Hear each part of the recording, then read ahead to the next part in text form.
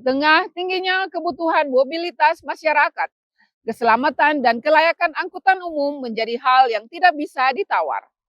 Melalui kolaborasi, Perum Damri Kupang bersama PT Jasara Harja wilayah Nusa Tenggara Timur hadir memastikan layanan transportasi yang aman, nyaman, dan layak guna bagi masyarakat. Perum Damri Kupang berkolaborasi bersama PT Jasara Harja wilayah Nusa Tenggara Timur memastikan kelayakan angkutan umum bagi masyarakat di seluruh wilayah Nusa Tenggara Timur.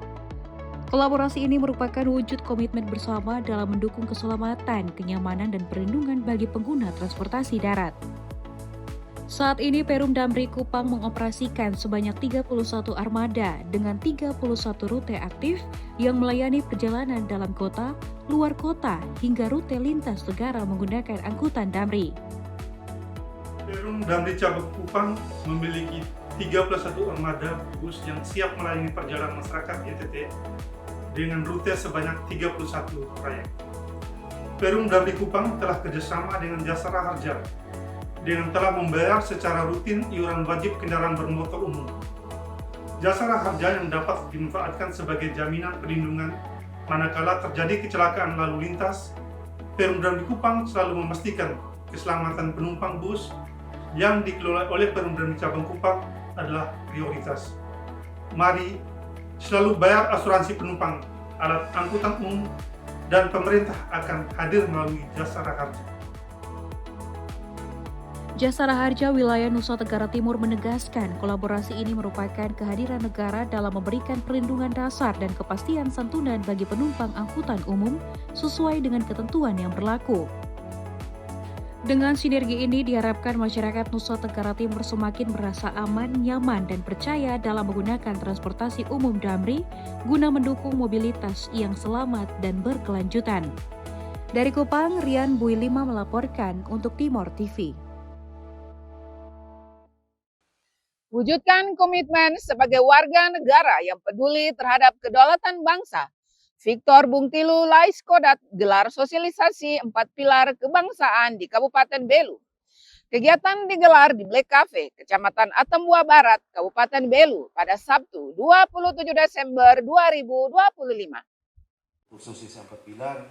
Jadi 4 pilar itu Dr. Victor Bungtilu Laiskodat terus menunjukkan komitmennya sebagai negarawan yang peduli terhadap kedaulatan bangsa melalui intensitas sosialisasi 4 pilar kebangsaan di Kabupaten Belu, wilayah perbatasan langsung negara Republik Indonesia dan negara Republik Demokratik Timor Leste.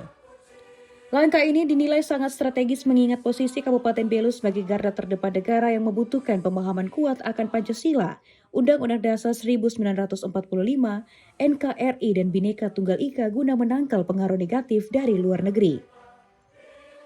Sosialisasi ini menghadirkan 2 narasumber dan ratusan warga setempat, tokoh masyarakat, para pemuda, dan pelajar. Masyarakat pun terlihat antusias mengikuti kegiatan ini yang juga diisi dengan dialog kebangsaan dan tanya jawab seputar implementasi nilai-nilai kebangsaan dalam kehidupan sehari-hari serta peran masyarakat perbatasan dalam menjaga keutuhan negara Kesatuan Republik Indonesia atau NKRI.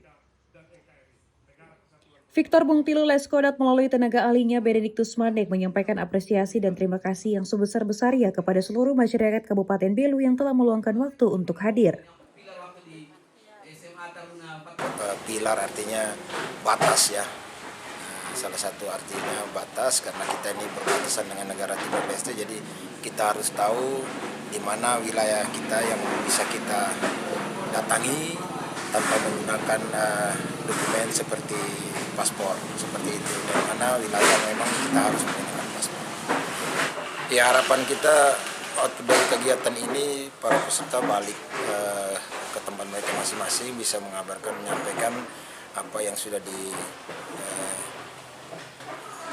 tahu tadi oleh para narasumber sehingga bisa bermanfaat untuk seluruh masyarakat di perbatasan Kabupaten Belu ini. Kita berperan dalam lingkungan terkecil kita. Kehadiran ratusan warga, para tokoh masyarakat, pemuda, dan pelajar hari ini menjadi bukti nyata bahwa semangat kebangsaan dan cinta tanah air tetap hidup dan tumbuh kuat di wilayah perbatasan negara Indonesia dan Timor Leste, yang merupakan garda terdepan dalam menjaga kedaulatan negara. Dari Belu, Tim Liputan Atambua TV melaporkan. Menjelang perayaan Natal 2025 dan Tahun Baru 2026, arus mudik melalui pos lintas batas negara Mota Ain, Kabupaten Belu, Nusa Tenggara Timur, terlihat padat. Ratusan warga dari Timur Leste memadati pos perbatasan untuk masuk ke wilayah Indonesia dalam rangka liburan Natal dan Tahun Baru. Sejak beberapa hari terakhir, pos lintas batas negara terpadu Mota Ain dipadati pelintas dari Timor Leste yang akan masuk ke Indonesia. Para pelintas terlihat berbaris dengan tertib sambil menunggu proses pemeriksaan dokumen perjalanan di loket imigrasi. Sebagian besar pemudik memilih menggunakan jalur darat melalui PLBN Mota Ain sebelum melanjutkan perjalanan ke berbagai daerah di Indonesia, termasuk menuju Pulau Jawa. Untuk mengantisipasi penumpukan dan memperlancar arus pelintasan, petugas PLBN Mota Ain membuka 4 loket pemeriksaan paspor secara bersamaan. Langkah ini dilakukan agar proses pelayanan berjalan lancar dan waktu tunggu pelintas dapat dikurangi. Selain pemudik yang melanjutkan perjalanan ke luar daerah, sebagian pelintas lainnya memilih untuk berlibur dan merayakan Natal serta Tahun Baru di Kota Atambua bersama keluarga. Kota Atambua menjadi salah satu tujuan favorit karena akses yang mudah dan dekat dengan wilayah perbatasan. Pihak pengelola PLBN Mota Ain mencatat dalam 4 hari terakhir jumlah pelintas dari Timor Leste ke Indonesia mencapai sekitar 80.000 orang. Jumlah ini diperkirakan masih akan terus bertambah seiring mendekatnya Hari Raya Natal dan Tahun Baru. Arus balik Natal dan Tahun Baru melalui PLBN Mota Ain diprediksi akan ramai hingga tanggal 4 Januari 2025 mendatang. Petugas terus disiagakan untuk memberikan pelayanan maksimal dan menjaga keamanan di kawasan perbatasan. Salah seorang pelintas mengaku jalur darat dipilih karena dianggap lebih ekonomis dan dapat menghemat biaya transportasi selama musim libur Natal dan Tahun Baru. Dari Timor Leste mau ke Indonesia kah Bapak? Iya, Rencana mau libur atau apa ini? liburan Oh iya. Ini mau liburannya kemana? ke Bandung. Ke Bandung. Kenapa tidak memilih penerbangan langsung Jakarta supaya ini transit aja? Nah, ini dari bosnya suruh lewat Kupang, Oh iya. biar ngiritan gitu. Oh, iya. Kalau untuk dari tadi ke sini ada hambatan atau apa? Kayaknya nggak ada aman aja. Makasih, Soalnya Pak. naik bisa, Pak. Bagus. Bagus. Sementara itu, sebagai upaya mencegah perlintasan ilegal, petugas juga menghimbau seluruh masyarakat yang melintasi perbatasan agar selalu melengkapi diri dengan dokumen resmi, terutama paspor, baik saat masuk ke Indonesia maupun saat menuju Timor Leste. Dengan perlintasan menjelang Nataru di PLBN Mota Ain, aktivitas perlintasan orang mulai padat.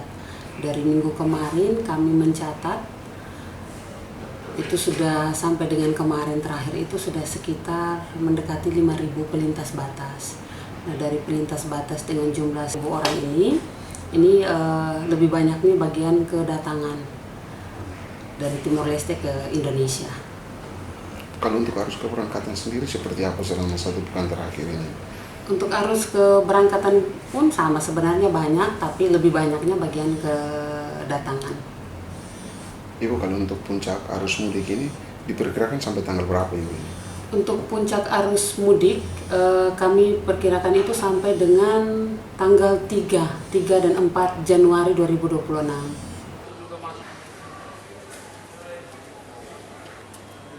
Dengan meningkatnya arus mudik Natal dan Tahun Baru ini, PLBN Mota Ain terus berupaya menjaga kelancaran pelintasan, keamanan, dan ketertiban agar seluruh masyarakat dapat merayakan Natal dan Tahun Baru 2026 dengan aman dan nyaman. Dari Belu, Tim Liputan Atambua TV melaporkan. Destinasi wisata Patung Bunda Maria Teluk Gurita ramai dikunjungi pada momen liburan Natal dan Tahun Baru 2026. Informasinya usai jeda.